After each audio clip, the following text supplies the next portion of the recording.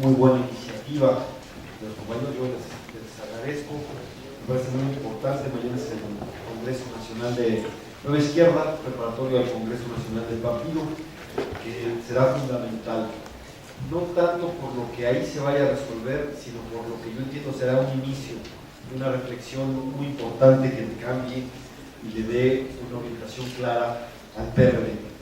Y para eso pues, es muy importante saber en qué plano estamos, en qué situación estamos. Entonces, además de agradecer y aparte de saludar mucho la presencia de Carlos Navarrete, que sin duda es el dirigente más importante de la izquierda en el Distrito Federal y que hizo un gran trabajo siendo precandidato aquí a la legislatura, y nos sentimos muy bien representados con él, y de alguna manera nosotros tenemos que acompañar este esfuerzo para que Nueva Izquierda tenga una orientación clara, porque una de las cosas que nos ha pasado es que hay como se dijo, una gran dispersión, y eso pues nos debilita no solo frente a las cosas correctas, sino lo más grave, no podemos darle una orientación clara al partido, a nuestras ideas, a nuestras propuestas, que creo que son las que están mejor. Pero bueno, ¿cuál es la situación? Pues regresa el PRI después de 12 años. Y regresó, pues tenía la impresión de regresar con una lógica restauradora, claramente restauradora. Todavía se ve ahorita cómo están haciendo el papelón de su vida defendiendo los intereses y los privilegios del charrismo sindical, que, como saben, eran los grandes pilares del régimen, del viejo régimen, del corporativismo, etc. Ahora el PRI no sabe ni cómo defender esos privilegios, el asunto del autoritarismo sindical, de su opacidad, etcétera, de estos líderes charros que incluso son parte de su bancada, etcétera, ¿no? Y viene con esta idea restauradora. Peña Nieto nunca escondió su programa en un punto claro. Decía, la gobernabilidad del país depende de que el presidente tenga el control de las cámaras. Primero hizo una propuesta que le llamó la cláusula de gobernabilidad, para garantizar que quien tuviera la presidencia tuviera el control de las cámaras, con disciplina de la presidencia hacia abajo, como es la tradición priista. Tuvo muy mala respuesta a su propuesta, y en alguna de esas reuniones que tiene el PRI, que tuvo el PRI, donde iban Peña Nieto y Manuel Fabio Beltrones, y iba cada quien uno de sus asesores y daban una especie de foros que hacía el PRI previo a su candidatura. Dijo Peña Nieto, más o menos textual, dijo, pues queríamos, tenía yo la cláusula de gobernabilidad para esta propuesta de que el partido del presidente, de que un partido tuviera el control de las cámaras, pero tuvo muy mala respuesta y me convenció, ahí estaba Aguilar Camín, me convenció Aguilar Camín, que reduciendo los pluris llegamos a la misma situación. Es decir, quitar la pluralidad para garantizar la sobrerepresentación de lo que ellos pensaban iba a ser, o de lo que ellos piensan sería el control de las cámaras. Entonces, por un lado regresa el PRI con este proyecto, pero se encuentra con una situación. Los resultados no fueron como ellos esperaban, y por lo tanto el PRI no tiene el control de las cámaras que pretendía. Teniendo tiene ya un bloque con el PANAL y con el Verde, tiene apenas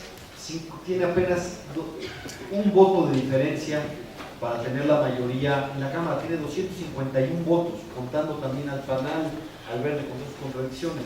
Pero en los senadores va a tener 6 años con una oposición que es mayoritaria, 66 frente a 62 en esa correlación. Entonces no tiene el control del Congreso que esperaba y que le permitiría tener regresar a esos tiempos donde la disciplina ante el presidente sería lo que determinara. Entonces, el camino de la restauración, aunque fuera su proyecto, de alguna manera está cerrado, bloqueado o empantanado. El camino que queda es el camino de la democracia, que quedó trunco, que quedó interrumpido, que de alguna manera se descompuso. ¿Por qué no se dieron las reformas democráticas cuando estuvo la alternancia con el PAN? En mi perspectiva, porque de las 3 grandes fuerzas, las reformas democráticas las conseguimos cuando 2 de esas 3 fuerzas empujaban la democracia. Y eso se daba cuando el PRI era gobierno, porque cuando el PAN fue gobierno, la democracia pasó a segundo plano para ellos. ¿no? Y de alguna manera pactaron con el viejo régimen, y si ustedes se fijan, ahorita están sobre los líderes sindicales, pero en 2 años no tocaron un pelo a los chavos, ¿no? Incluso se vio de ello y el trato que le daban al sindicato petrolero, los recursos millonarios que le daban para que lo manejaran a su discreción, pues no cambió nada. Ahora precisamente lo que ahorita ellos están cuestionando y defendiendo por ellos lo reprodujeron. Pero ahora que dejan de ser gobierno, vuelve a ser parte de su agenda prioritaria el asunto de la democracia. Y eso permite que el PRD y el PAN vuelvan a ser dos fuerzas frente a la otra, empujando hacia las reformas democráticas. Me parece que esa es una posibilidad que tenemos que impulsar y perseguir. Y ahorita tiene una primera prueba con lo de la democracia sindical que está en el Senado, que ustedes saben que hay un chantaje tremendo del PRI y de los líderes charros para que eso no se discuta, ¿no? Entonces, esa es una perspectiva, y debiéramos avanzar en esa posibilidad de hacer reformas democráticas que están ahí. ¿Qué fue lo que, sin embargo, creo que tuvimos un mal inicio en la Cámara de Diputados, y que de alguna manera ejemplifica pues, las contradicciones que tenemos en el país todavía? Porque si bien es cierto, los dos destellos es, regresa por un lado el PRI y por otro lado se va Andrés Manuel. Andrés Manuel, quiero decir que hizo una muy buena campaña, pero esta buena campaña que hizo Andrés Manuel demuestra que la línea política de Nueva Izquierda era la correcta, porque su campaña se basó en gran medida en su moderación, en llamar a la reconciliación, incluso muy audazmente saca la chistera un término que se llama república amorosa, para todavía remarcar más su lógica de conciliación, de búsqueda de pactos nacionales, de no confrontación, etc. Después de 5 años, que fue una lógica distinta, que la declaró aquel día que tomó posesión Calderón y dijo, no va a haber normalidad política. Lo dijo en el Zócalo, en un mitin alternativo que estábamos muchos ahí, que estaba en el Congreso, en una sesión caótica tomando posesión Calderón. Ahí dijo, y esa fue la apuesta, no va a haber normalidad política, pero en campaña cambia el discurso. Y todavía dice, yo perdono a Calderón, yo estoy dispuesto a reunirme con todos, hace una política de reconciliación y tuvo su éxito electoral. Quitarse los negativos, etc. Habrá que preguntarnos si hubiera sido mejor no generar los negativos durante 5 años para que en un año tratar de cambiar la situación. Pero el hecho, más que allá, es que esa línea política de reconciliación, de buscar los pactos, de buscar las soluciones del país fue exitosa, y esa, si me preguntan, es un logro de Nueva Izquierda. Y debiéramos sacar la lógica política de eso, es siempre el poder se va a decidir en las urnas. Pensemos eso, y el movimiento social es importante, las movilizaciones son importantes, pero finalmente vamos a llegar siempre a aterrizar a las urnas, y tenemos que pensar en los electores siempre, no solamente cuando ya estamos al cuarto para las 12 en campaña, para ver cómo nos quitamos los negativos que generamos con una política que dejó de pensar en que finalmente vamos a llegar a las urnas. Ese es un logro de Nueva Izquierda, el asunto de su línea política. Me parece que fue la acertada, y esta lógica de llegar a acuerdos democráticos para hacerle contrapeso al PRI también es correcta. Y tenemos que buscar el próximo año va a ser clave. ¿Por qué? Porque hay muchas elecciones en 2013. Muchas elecciones después de un periodo de tregua electoral. 2013 viene con todo, y si le cerramos de alguna manera el paso a la restauración con la división de las cámaras, si hay otra posibilidad de la restauración es que vuelvan a ser, que el territorio nacional se vuelva a ser solamente tricolor por todos lados, que el PRI vuelva a ganar, arrase en las elecciones locales. ¿Cómo el PRI volvió a ser opción de gobierno después de que en 2006 estaba abajo? Pues ganando todas las elecciones locales. Empezó a ganar las elecciones locales aprovechándose de los costos de la polarización, de los costos de 2 guerras fallidas, la guerra fallida de Calderón contra el narco y la guerra fallida de Andrés Manuel contra Calderón. Le abrieron el camino al PRI para beneficiarse de esa polarización, y lo supo hacer muy bien. Fue muy rentable para ellos ese asunto, pero fue ganando los estados. Además, pues ya vimos cómo operan los gobernadores. Imagínense cómo van a operar los gobernadores priistas si además tienen al gobierno federal y todos los programas federales así. Entonces hay una necesidad de hacerles un contrapeso, me parece que eso es lo que deberíamos impulsar. Cuando paramos al PRI lo pusimos un poco contra las cuerdas, fuerte, tan es así que hasta Peña Nieto fue a chantajear al secretario de Gobernación de ese momento, a Gómez Montt, para decir: no te apoyamos en tu propuesta de impuestos si no me garantizas que no va a haber alianzas electorales. Pero en 2010 le dimos un poco la vuelta después de que el PRI llevaba prácticamente invicto durante 4 años en elecciones locales. Se encontró con las alianzas electorales y lo pudimos derrotar en Oaxaca, en Puebla, en Sinaloa y en dos elecciones que los gobernadores hicieron trampa y media, pero prácticamente las empatamos las elecciones. Pues eso está a discusión en el 2013. Habrá que discutir, puede haber distintas posiciones, pero me parece que lo correcto es volver a ir a alianzas electorales para ser competitivos, porque de otra manera corremos el riesgo de que el PRI vuelva a ganar todos los territorios y luego prácticamente, aunque en 2018 tengamos 2 buenos candidatos, si todo el territorio es prácticamente priista, pues van a querer hacer un trámite la elección. Me parece que eso es clave. Otro punto que es importante de nuestra perspectiva política es poner en el centro los intereses del país en todo momento.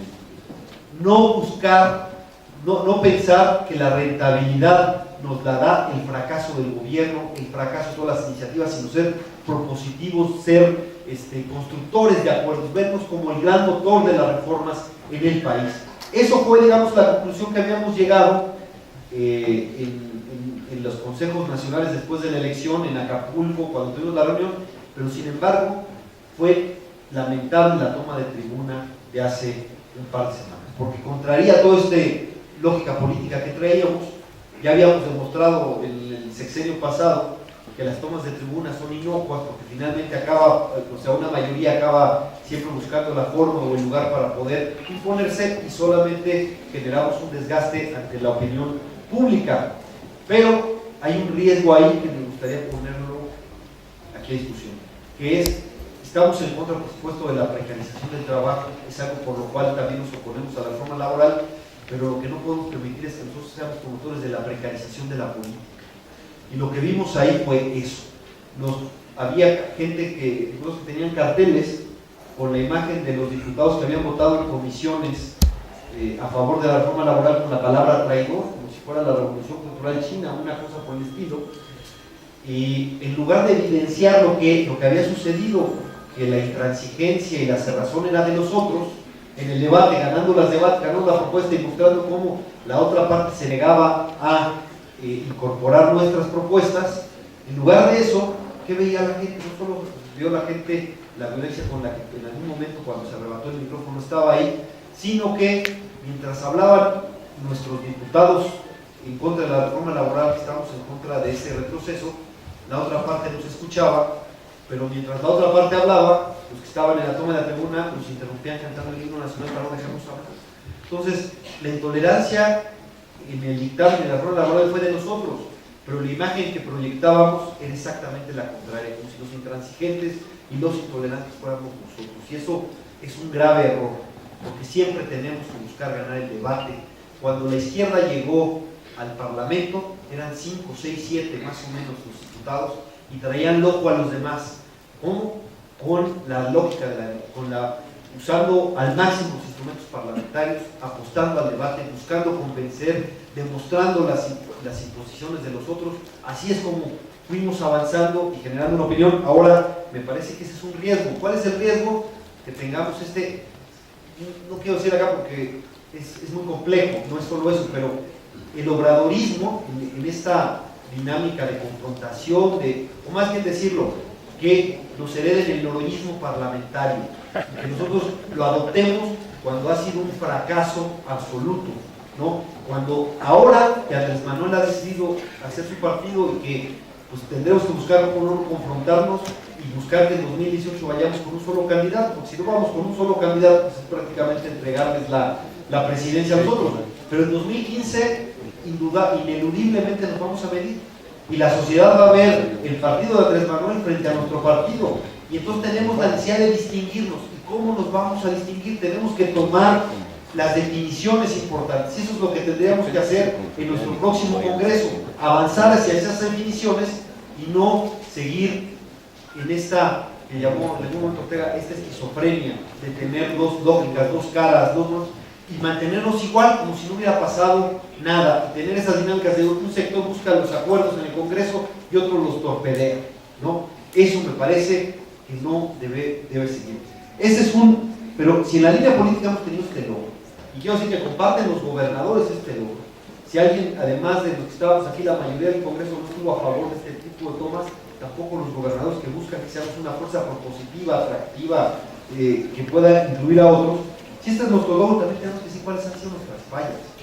Y yo quiero ser si yo le hiciera una autocrítica fuerte a Nueva Izquierda en su paso en la dirección, llevamos 3 presidentes de Nueva Izquierda, es en un déficit sobre la institucionalidad del partido. Si algo teníamos nosotros como bandera hacia adentro en el partido, era hacer un partido con una fuerte institucionalidad, donde se respetaran los estatutos, se respetaran los reglamentos, las reglas internas, y hubiera una lógica de este tipo, respetáramos los órganos de dirección, etc. Y sin embargo, después de 3, en este tercer periodo de la izquierda, yo no veo la institucionalidad del partido al revés. En algunos casos se ha descompuesto más. Nada más hay que ver nuestros órganos, entre comillas, autónomos, en donde todo se negocia. Y eso me parece que no es correcto. Es más, es contrario a todo lo que habíamos defendido. Y esa es la autocrítica más fuerte que yo diría a Nueva Izquierda. Hemos ganado en línea política, creo que se ha avanzado en nuestra línea política, pero en vida partidaria, vida interna, no le hemos dado más institucionalidad al partido. Y se han hecho algunas cosas que verdaderamente no es correcto para violando derechos de militantes, etcétera, que no debíamos nosotros ser, no digamos no solo permitir, no solo ser cómplices. Hay oportunidades en el aspecto político, claro que hay oportunidades, esta de definirnos. Hay un sector de la sociedad que va a ver bien, de alguna manera, esta posibilidad de que Andrés Manuel haga su opción y nosotros hagamos la otra, y pueda acercarse, pero entonces nosotros tenemos que dar esa otra cara, que pueda dar esa confianza a otros sectores, esa capacidad de inclusión, esas definiciones que nos hagan acercarnos a ellos. ¿En qué situación se da esta división? Hay que tenerla acá. Por supuesto que Andrés Manuel sigue siendo un líder muy importante en el país. Es el político más conocido del país, no es cualquier cosa. Tuvo 16 millones de votos, tampoco es cualquier cosa. Pero también hay que determinar, y quiero poner algunos puntos. Uno, esta fue una votación más cerebral que en 2006, era mucho más cerebral. La gente que no quería, que quería cambio, que era la inmensa mayoría del país, entonces que quería cambio, que ya estaba harta de estos gobiernos de la alternancia que no respondieron y no quería que regresara el PRI, solo tenía una opción. Solo había una opción y ese voto útil de decisión. 2, en 2006 no hubo un solo candidato que tuviera más votos que Andrés Manuel. Uno solo no hubo. Ustedes pueden ver todo el mapeo. Ahora muchísimos candidatos.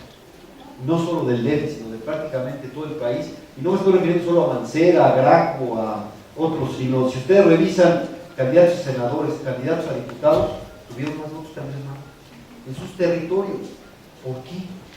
Hubo también, así como un voto útil que nos ayudó y que le ayudó a Andrés Manuel, había un voto útil en contra, por este temor, porque si bien he dicho que Andrés Manuel fue un buen candidato, más, en mi opinión fue mejor candidato en 2012 que en 2006, nada más que llegamos en situaciones muy diferentes en una y otra, pero si ustedes se fijan, en 2012, si bien hizo bien en reconciliarse, no pudo quitarse de todos los negativos que se generaron por esta lógica de confrontación, esa lógica de no habrá gobernabilidad política, como diciendo, la única forma para que nosotros seamos construidos es que nosotros gobernemos. Y yo creo que lo que hay que ganarle, lo que hay que reivindicar es que el gran papel del PRD es transformar al país. Yo estoy convencido que la izquierda va a gobernar más temprano que tarde el país, pero nosotros tenemos que transformarlo, estemos en el gobierno, estemos en la oposición, y ese es muy importante el mensaje que tenemos que dar para generar esto. Estas son, me parece, oportunidades que tenemos, sí, y habrá que aprovecharlas. Yo creo que tenemos que dar un mensaje claro, que quiera que tenga un programa que tome definiciones, porque dicen, en un debate que tuvimos en el Consejo Nacional, decía Pablo Gómez, es que frente a la lógica de distinguirnos al electorado, hay que hacer una lógica unitaria. Nadie puede oponerse a una lógica unitaria. Es como decir, ¿quién está en contra de la paz mundial? ¿Quién está en contra de que no haya pobreza? Pues nadie puede decir, yo quiero una lógica que no sea unitaria. El punto es, ¿qué significa? Si unitario es no definirnos en los temas. Por ejemplo, queremos un cambio de régimen, que no es solamente cambio de personas, sino acabar con el presidencialismo, que primero está agotado. Entonces tenemos que tomar una definición para hacer propuestas de cambio de régimen. O solo vamos a hacer, o para no tener esta lógica unitaria, mejor nos definimos y seguimos como estamos. O en el asunto de la despenalización de la interrupción del embarazo. Esa es una posición de izquierda, pero para no dejar de ser unitarios, mejor no decimos nada. El asunto de las bodas entre personas del mismo sexo, que también es una posición nuestra, que estamos con las libertades. Asumimos esa posición, o para ser unitarios, mejor no decimos nada y no tomamos definiciones en estas cosas. Hay segunda vuelta electoral, debe haber segunda vuelta de la elección. Yo les voy a decir, si somos demócratas y hay un régimen presidencialista, no hay opción. Claro que tiene que haber segunda vuelta para que la mayoría de los ciudadanos tengan esa posibilidad de que tengamos un presidente pues, con cierta margen de maniobra y con cierta fuerza para tener esa conciliación. Pero si alguien lo dice, es que esto tiene una dedicatoria y hay una persona que no va a poder tener más de una tercera parte de los votos, y entonces por eso vamos a ceder en una convicción democrática. Esas son preguntas que nos tenemos que hacer y que ya vamos a tener que llegar con todo al Congreso. Yo creo que la posición para mí es clara, tenemos que ir con nuestro programa con todo tenemos que hacer esto. ¿Qué riesgos tenemos frente? El riesgo que tenemos es algo que nos ha acompañado durante tiempo en que sería que no se entendiera, que no todos en el partido entendieran, y nos llegó la hora cero, que el momento de la refundación del PRD ya no lo podemos posponer. El partido, yo vengo oyendo que está en crisis desde finales de los 90, vengo oyendo que está en crisis, algo que rompe cualquier definición, porque dicen que una crisis solo puede ser temporal, y aquí podemos anunciar que el PRD hemos inaugurado la época de la crisis permanente. Algo parecido a lo que pasa en el país, que hemos oído crisis desde que tenemos casi memoria, pero este es el momento para la refundación, no tenemos otro, porque si no vemos el gran riesgo que tenemos frente a este gran liderazgo carismático y no nos distinguimos y no ponemos el programa por delante y demostramos que son mejores las decisiones colectivas, colegiadas, nos mostramos democráticos al interior y al exterior y podemos generar confianza en otros sectores para que nos vengan a apoyar, ¿cuál debería ser nuestra política? Nosotros ¿sabes qué? Andrés, ve por los tuyos. Está bien, ve por los tuyos. Nosotros, el PRD debe ir por los que nos faltan para ganar la elección. Los que nos faltaron para ganar en 2012 la elección, que pudo ser un sector que estaba indeciso, pero por el miedo se fue para acá, no votó o prefirió votar por el PRI. Vamos por eso, me parece que sí. Y para ir por esos que nos faltan, tenemos que tomar claras definiciones. La lucha siempre en el margen, a través de las instituciones. Aprender de que la lucha que nos da más rentabilidad, por supuesto, es dentro de la legalidad y respetando el Estado de Derecho. Incluso cuando perdamos las votaciones, ¿no? Nunca vamos a evitar que la mayoría ejerza su derecho a tomar definiciones, pero si lo hace con medidas impopulares, va a pagar un costo, porque por supuesto que es importante para nosotros lo que pasa en la calle, el movimiento social, las movilizaciones, lo que diga la opinión pública. Ahí es lo que tenemos que pensar, y si nos mayoritean a la mala, pues pagarán el precio. ¿Y dónde va a estar el pago del precio? En las urnas. Ahí es donde tenemos que pensar que finalmente nuestra actuación va a llegar y va a aterrizar en las urnas, y esa debería ser nuestra gran lección. No pensar, como se llegó a pensar, que se podía hacer una salida regionalista y que en la crisis nosotros íbamos a ser como los únicos salvadores de la patria de esta situación. Eso fracasó, y no hay nada peor que repetir lo que ya demostramos que no funciona. ¿Qué nos funcionó? Y con esto quiero terminar una gran batalla. ¿Qué nos funcionó? Que en esto creo que nos debe unir por toda la izquierda, porque en esto estuvimos juntos, en la lucha contra el desafuero. En la lucha contra el desafuero, antes de venir a la Cámara de Diputados, Andrés Manuel dijo: no hagamos lo que nuestros adversarios esperan, quieren hacernos ver como violentos. Por lo tanto, no debemos tomar oficinas públicas, ni carreteras, ni avenidas, ni calles, ¿no? Y así fue a la Cámara de Diputados. Dimos el debate, en mi opinión, arrasamos en el debate. Nos fuimos respetando las normas que había en el Congreso, votaron el desafuero, desaforaron a Andrés Manuel. Y sin embargo fue tal la presión de la opinión pública y la fuerza de las movilizaciones en el marco de la Constitución que tuvieron que dar marcha atrás. Eso nos funcionó, deberíamos aprender de esa lección que nos funcionó. Ganar el debate público, movilización dentro de los márgenes de la Constitución y no tratar de llevar las reglas de la calle al Congreso, que es el noroñismo parlamentario, que insisto es totalmente contraproducente. Noroña, si ustedes ven cómo lo tratan en los mítines, lo adoran en los mítines, le aplauden a rabiales, tú sí eres muy valiente, pero en la encuesta que él mismo avaló, tenía 2% de intención de voto y 56% de rechazo. En la Ciudad de México, que es la más perredista y la más de izquierda. Si no sabemos tomar ese tipo de elecciones acá, ¿qué es lo que no nos funcionó? Lo que no nos funcionó fue evitar que Calderón fuera presidente del país. Eso fue lo que no nos funcionó. Cerramos Reforma, nos peleamos con todos, hicimos esto, anunciamos, no va a haber gobernabilidad política, como diciendo, aquí vamos a estar en la crisis hasta que este cuate sepa que no va a poder gobernar, etc. ¿Y qué pasó? Calderón le va a entregar la banda presidencial a Peña Nieto. Eso fue cuando 2006 fue la batalla PRD-PAN y el PRI estaba en la lona. Ese es el resultado de esto y me parece que no lo podemos volver a combatir. Y el problema es que lo que pasó aquella vez, hace un par de semanas en la Cámara, parece que las lecciones no están aprendidas. Por lo menos por nosotros, y algo curioso, ¿no? La gente de Morena no tomó la tribuna. Ni Monreal, ni alcalde, ni nadie tomó la tribuna, ¿no? Hay otros que sí aprenden de esas lecciones. Y pues, simplemente decirles que tenemos esto, ojalá podamos